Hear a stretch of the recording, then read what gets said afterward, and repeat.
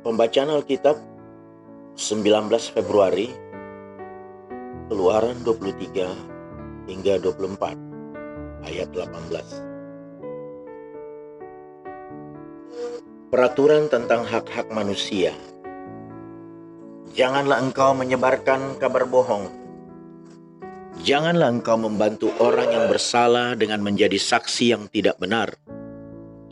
Janganlah engkau turut kebanyakan orang melakukan kejahatan. Dan dalam memberikan kesaksian mengenai sesuatu perkara, janganlah engkau turut kebanyakan orang membelokkan hukum. Juga janganlah memihak kepada orang miskin dalam perkaranya. Apabila engkau melihat lembu musuhmu atau keledainya yang sesat, maka segeralah kau kembalikan binatang itu. Apabila engkau melihat derbah keledai musuhmu karena berat bebannya, maka janganlah engkau enggan menolongnya. Haruslah engkau rela menolong dia dengan membongkar muatan keledainya. Janganlah engkau memperkosa hak orang miskin di antaramu dalam perkaranya. Haruslah kau jauhkan dirimu dari perkara dusta. Orang yang tidak bersalah dan orang yang benar tidak boleh kau bunuh, sebab aku tidak akan membenarkan orang yang bersalah. Suap janganlah kau terima, sebab suap membuat buta mata orang-orang yang melihat dan memutarbalikkan perkara orang-orang yang benar. Orang asing janganlah kamu tekan, karena kamu sendiri telah mengenal keadaan jiwa orang asing, sebab kamu pun dahulu adalah orang asing di tanah Mesir. 6 tahunlah lamanya engkau menabur di tanahmu dan mengumpulkan hasilnya. Tetapi pada tahun ke-7 haruslah engkau membiarkannya dan meninggalkannya begitu saja, supaya orang miskin di antara bangsamu dapat makan, dan apa yang ditinggalkan mereka haruslah dibiarkan dimakan binatang hutan. Demikian juga kau lakukan dengan kebun anggurmu dan kebun zaitunmu. 6 harilah lamanya engkau melakukan pekerjaanmu. Tetapi pada hari ke-7 haruslah engkau berhenti, supaya lembu dan keledaimu tidak bekerja, dan supaya anak mudamu perempuan dan orang asing melepaskan lelah. Dalam segala hal yang kau firmankan kepadamu, haruslah kamu berwas-was, namun Allah lain janganlah kamu panggil. Janganlah nama itu kedengaran dari mulutmu. Peraturan tentang kebaktian dan hari-hari raya. 3 kali setahun haruslah engkau mengadakan perayaan bagiku. Hari raya roti tidak beragi haruslah kau pelihara. 7 hari lamanya engkau harus makan roti yang tidak beragi, seperti yang telah kuperintahkan kepadamu. Pada waktu yang ditetapkan dalam bulan Abib, sebab dalam bulan itulah engkau keluar dari Mesir. Tetapi janganlah orang menghadap ke hadiratku dengan tanpa hampa. Kau peliharalah juga hari raya menuai, yakni menuai buah bungaran dari hasil usahamu, menabur di ladang. Demikian juga hari raya pengumpulan hasil pada akhir tahun. Apabila engkau mengumpulkan hasil usahamu dari ladang, 3 tahun sekali, 3 kali setahun semua orangmu yang laki-laki harus menghadap ke hadirat Tuhanmu, Tuhan. Janganlah kau persembahkan darah korban sembelian yang kepadaku beserta sesuatu yang beragi, dan janganlah lemak korban hari rayaku bermalam sampai pagi. Yang terbaik dari buah bungaran hasil tanahmu haruslah kau bawa ke dalam rumah Tuhan Allahmu. Janganlah kau masak anak kambing dalam susu induknya. Janji dan teguran kepada Israel. Sesungguhnya aku mengutus seorang malaikat berjalan di depanmu, untuk melindungi engkau di jalan dan untuk membawa engkau ke tempat yang telah kau sediakan. Jagalah dirimu di hadapannya dan dengarkanlah perkataannya. Janganlah engkau mendurhaka kepadanya, sebab pelanggaranmu tidak akan diampuninya, sebab namaku ada di dalam dia. Tetapi jika engkau sungguh-sungguh mendengarkan perkataannya dan melakukan segala yang kupirmankan, maka aku akan memusuhi musuhmu dan melawan lawanmu. Sebab malaikatku akan berjalan di depanmu dan membawa engkau kepada orang Amori, orang Het, orang Feris, orang Kanaan, orang Hewi, dan orang Yebus. Dan aku akan melenyapkan mereka. Janganlah engkau sujud menyembah kepada Allah mereka atau beribadah kepadanya. Dan janganlah engkau meniru perbuatan mereka. Tetapi haruslah engkau memusnahkan sama sekali patung-patung berhala buatan mereka. Dan tugu-tugu berhala mereka haruslah kau remukkan sama sekali. Tetapi kamu harus beribadah kepada Tuhan Allahmu. Maka ia akan memberkati roti makananmu dan air minumanmu, dan aku akan menjauhkan penyakit dari tengah-tengahmu. Tidak akan ada di negerimu perempuan yang keguguran atau mandul. Aku akan menggenapkan tahun umurmu. Kengerian terhadap aku akan kukirimkan mendahului engkau. Aku akan mengacaukan semua orang yang kau datangi, dan aku akan membuat semua musuhmu lari membelakangi engkau. Lagi aku akan melepaskan tabuhan mendahului engkau, sehingga binatang-binatang itu menghalau orang Hewi, orang Kanaan dan orang Het itu dari depanmu. Aku tidak akan menghalau mereka dari depanmu dalam 1 tahun, supaya negeri itu jangan menjadi sepi, dan segala binatang hutan jangan bertambah banyak melebihi engkau. Sedikit demi sedikit, aku akan menghalau mereka dari depanmu, sampai engkau beranak cucu sedemikian, hingga engkau dapat memiliki negeri itu. Aku akan menentukan batas daerahmu dari Laut Taberau sampai Laut Filistin, dan dari padang gurun sampai sungai Efrat, sebab aku akan menyerahkan penduduk negeri itu ke dalam tanganmu, sehingga engkau menghalau mereka dari depanmu. Janganlah mengadakan perjanjian dengan mereka ataupun dengan Allah mereka. Mereka tidak akan tetap diam di negerimu, supaya mereka jangan membuat engkau berdosa kepadaku. Jangan beribadah kepada Allah mereka, sebab tentulah hal itu menjadi jerat bagimu. Upacara pengikatan perjanjian antara Tuhan dengan bangsa Israel. Keluaran 24. Berfirmanlah ia kepada Musa, naiklah menghadap Tuhan, engkau dan Harun, Nadab dan Abihu dan 70 orang dari para tua-tua Israel, dan sujudlah kamu menyembah dari jauh. Hanya Musa sendirilah yang mendekat kepada Tuhan, tetapi mereka itu tidak boleh mendekat, dan bangsa itu tidak boleh naik bersama-sama dengan dia. Lalu datanglah Musa dan memberitahukan kepada bangsa itu segala firman Tuhan dan segala peraturan itu. Maka seluruh bangsa itu menjawab serentak, segala firman yang telah diucapkan Tuhan itu akan kami lakukan. Lalu Musa menuliskan segala firman Tuhan itu. Keesokan harinya pagi-pagi didirikannya lah mezbah di kaki gunung itu dengan 12 tugu sesuai dengan ke-12 suku Israel. Kemudian disuruhnyalah orang-orang muda dari bangsa Israel. Maka mereka mempersembahkan korban bakaran dan menyembelih lembu-lembu jantan sebagai korban keselamatan kepada Tuhan.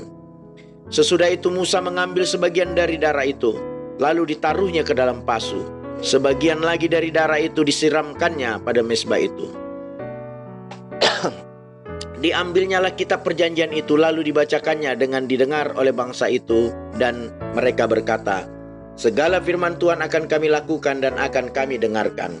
Kemudian Musa mengambil darah itu dan menyiramkannya pada bangsa itu serta berkata, inilah darah perjanjian yang diadakan Tuhan dengan kamu berdasarkan segala firman ini. Dan naiklah Musa dengan Harun, Nadab dan Abihu dan 70 orang dari para tua-tua Israel. Lalu mereka melihat Allah Israel, kakinya berjejak pada sesuatu yang buatannya seperti lantai dari batu nilam dan yang terangnya seperti langit yang cerah. Tetapi kepada pemuka-pemuka orang Israel itu tidaklah diulurkannya tangannya. Mereka memandang Allah lalu makan dan minum. Musa di Gunung Sinai. Tuhan berfirman kepada Musa, naiklah menghadap aku ke atas gunung dan tinggallah di sana. Maka aku akan memberikan kepadamu loh batu, yakni hukum dan perintah yang telah kutuliskan untuk diajarkan kepada mereka. Lalu bangunlah Musa dengan Yosua abdinya. Maka naiklah Musa ke atas gunung Allah itu. Tetapi kepada para tua-tua ia berkata, tinggallah di sini menunggu kami sampai hari kami kembali lagi kepadamu. Bukankah Harun dan Hur ada bersama-sama dengan kamu? Siapa yang ada perkaranya datanglah kepada mereka. Maka Musa mendaki gunung dan awan itu menutupinya. Kemuliaan Tuhan diam di atas gunung Sinai, dan awan itu menutupinya 6 hari lamanya. Pada hari ke-7 dipanggilnyalah Musa dari tengah-tengah awan itu. Tampaknya kemuliaan Tuhan sebagai api yang menghanguskan di puncak gunung itu pada pemandangan orang Israel. Masuklah Musa ke tengah-tengah awan itu dengan mendaki gunung itu, lalu tinggallah ia di atas gunung itu 40 hari dan 40 malam lamanya. Inspirasi Alkitab menjadi pelayan perjanjian baru. Hubungan Allah dengan umatnya didefinisikan sebagai perjanjian. Perjanjian dalam dunia zaman purbakala disahkan dengan cara memakan makanan. Perjanjian dimeteraikan dengan pencurahan darah. Musa memercikan darah perjanjian. Para nabi menubuatkan bahwa suatu hari akan muncul perjanjian baru yang tidak tertulis oleh loh batu, tapi di hati. Yesus menjelaskan pada para muridnya bahwa perjanjian baru ini hanya bisa terwujud melalui darahnya. Kita merayakan perjanjian baru ini melalui makan di saat perjamuan kudus dan mendengarkan firman. Cawan ini adalah perjanjian baru oleh darahku. Melalui Yesus kita menjadi pelayan perjanjian baru. Perjanjian lama datang dengan kemuliaan. Kemuliaan Tuhan menetap di Gunung Sinai sebagai api yang melahap. Rasul Paulus menuliskan, betapa lebih besarnya lagi kemuliaan yang menyertai pelayanan roh. Dan kita semua mencerminkan kemuliaan Tuhan dengan muka yang tidak berselubung. Dan karena kemuliaan itu datangnya dari Tuhan yang adalah roh, maka kita diubah menjadi serupa dengan gambarnya dalam kemuliaan yang semakin besar.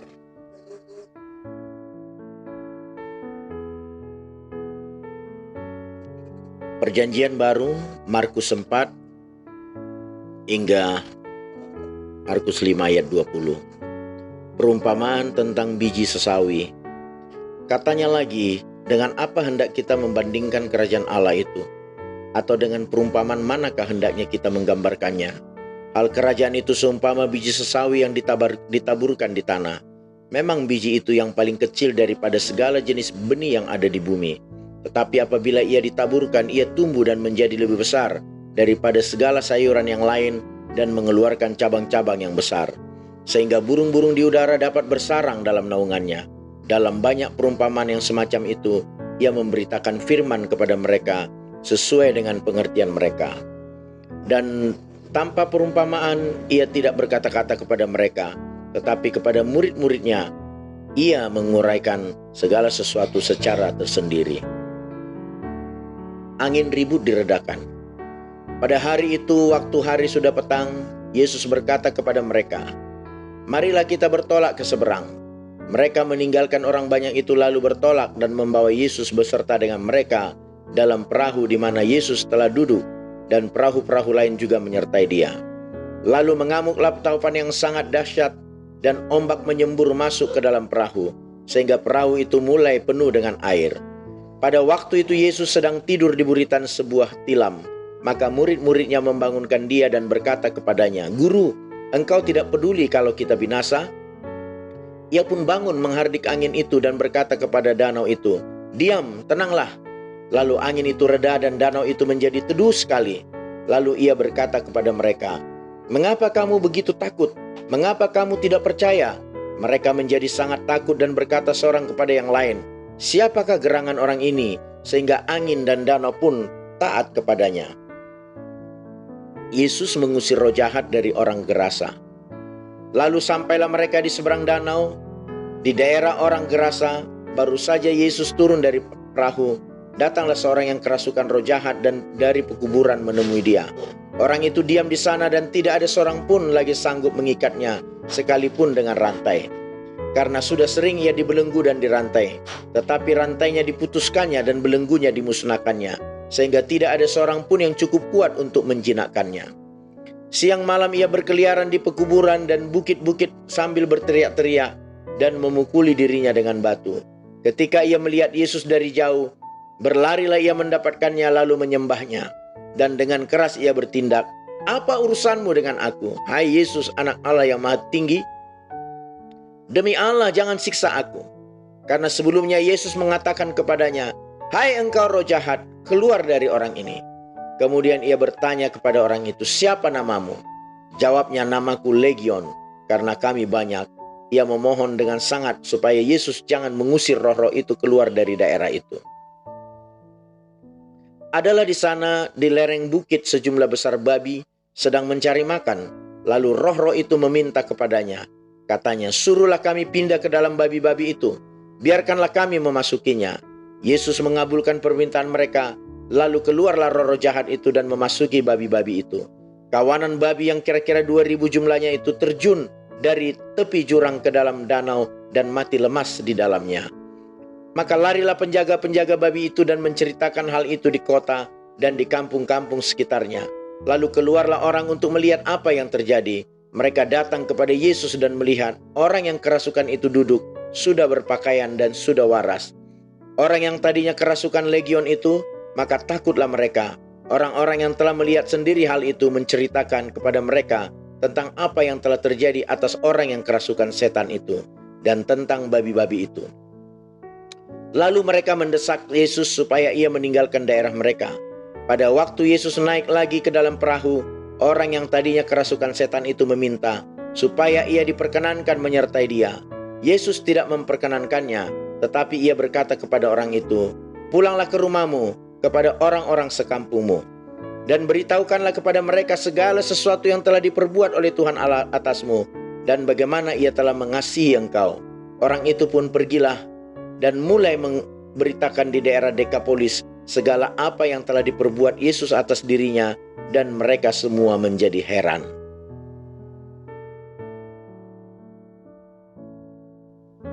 Inspirasi Alkitab, keberadaan Tuhanku. Dalam situasi ketika tiba-tiba, dan kadang-kadang Tuhan menenangkan badai, kadang-kadang Dia membiarkan badai mengamuk, dan Dia yang menenangkan kita.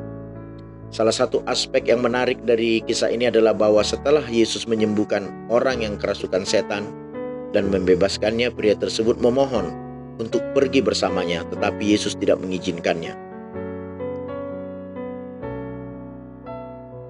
Dia berpikir bahwa ketika ia mengikuti Yesus dengan intensif, namun Yesus tidak mengizinkan ia terlibat langsung bersama dengan Yesus. Dia berkata, "Pulanglah ke rumahmu, kepada orang-orang sekampungmu, dan beritahukanlah kepada mereka segala sesuatu yang telah diperbuat oleh Tuhan atasmu." Dan itulah tepatnya yang dia lakukan. Kadang-kadang membuat mereka berbicara secara terbuka tentang iman, baru mereka secara langsung adalah naik. Selanjutnya Yesus datang ke Dekapolis, 4.000 orang datang untuk mendengarkan. Kesaksian pria tadi nampaknya memiliki dampak yang besar. Yesus berkata bahwa Allah dapat melakukan banyak hal dengan benih yang sangat kecil, yaitu biji sesawi. Ketika ditanam, tumbuh. Masalahnya bukan seberapa banyak yang Anda miliki, tetapi apa yang Anda lakukan dengan benih Anda. Sebuah biji sesawi perlu ditanam di tanah, langsung di tanah yang baik atau yang ia tak akan tumbuh. Jika ditanam, pertumbuhannya sangat kuat sehingga bisa melalui beton. Pelajarannya sederhana, gunakan atau Anda akan kehilangan. Gunakan apa yang Anda miliki dan Tuhan akan melipat gandakannya berkali-kali lipat. Haleluya.